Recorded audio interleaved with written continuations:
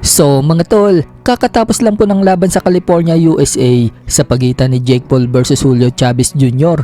Ang inaasahan nga po na mananalo sa laban na yan si Jake Paul, ganyan po ang nangyari. Tinalo po kasi ni Jake Paul itong si Chavez Jr. via unanimous decision.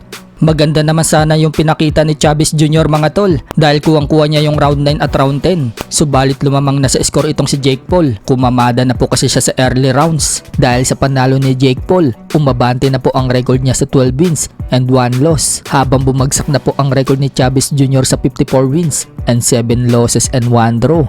Samantala, sa laban naman po sa card sa pagitan ni Floyd Schofield versus Tevin Farmer, kung nahirapan at hindi na knockout ni William Cepeda itong si Tevin Farmer. Pagdating kay Schofield mga tol, tinapos lang po niya sa loob ng first round itong si Tevin Farmer. 2 beses pang pinabagsak na Schofield si Farmer. Unang bagsak, nang abutan ito ng isang malakas na kanan. Tumayo agad itong si Farmer, subalit hindi na binigyan ng pagkakataon ni Schofield na makarecover. Hinarabas niya na ito ng kaliwat kanan na suntok. Hanggang abutan na naman ito ng isang malakas na left hook. Bagsak na naman si Farmer. Tumayo ulit agad itong si Farmer mga tol. Pero spaghetti legs na ito. Binigyan pa ng referee ng pagkakataon si Farmer. Subalit yan na naman po si Schofield. Walang awang pinupog itong si Tevin Farmer. Hanggang ihinto na po ng referee yung laban. Kaya panalo si Floyd Schofield via technical knockout sa first round. Nananatili pa rin pong walang talo si Schofield. Umabante na ang record niya sa 19-0 with 13 knockouts. Habang yan na po ang pangsyam na talo ni Farmer, bumagsak na po ang record niya sa 33 wins and 9 losses and 1 draw. Kung matatandaan mga tol, maglalaban na sana si Schofield at Shakur Stevenson noong February. Si Schofield nga po ang original na dapat na makakalaban ni Shakur Stevenson. Hindi lang natuloy. Pinalitan si Schofield mga tol ng electrician na si Josh Padley. Dahil na hospital itong si Schofield, nilason umano si Schofield mga tol. At ang sinisisi ng team ni Schofield na may gawa ay itong kampo ni Stevenson. Dahil tapos na ang laban na yan, tutungo naman po tayo sa laban ni Vince Paras. Maya-maya lang mga tol, magaganap na ang laban niya sa General Santos City.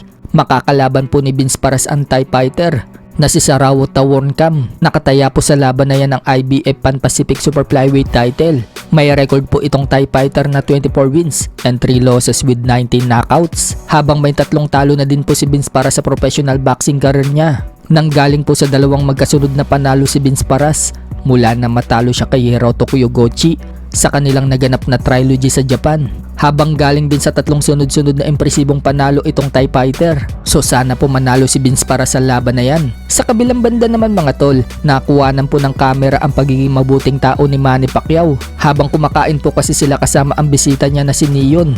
Isang security nga po ni Neon mga tol ang nakatayo at inalok ni Manny Pacquiao na kumain. Yun pala mga tol, hindi pa kumakain itong security. Agad nga pong binigyan ni Manny Pacquiao ng pagkain at marami po ang naantig sa kabutihan na ginawa ni Manny Pacquiao. Siya lang po kasi ang nakapansin sa taong nakatayo habang kumakain sila. Ika nga po ng mga Pinoy fans, likas daw talaga sa mga Pinoy ang ugali nating ganyan na kapag kumakain tayo, nang aalok tayo ng pagkain. Kaya nag-viral po ang video na yan at bumuhos ng magagandang komento. May mga nagsasabi naman mga tol na ganyan daw talaga si Manny Pacquiao, matulungin na tao. Pero sa kabila daw na matulungin ni Manny Pacquiao, may mga Pilipino pa rin daw na nang-aapak sa katauhan niya.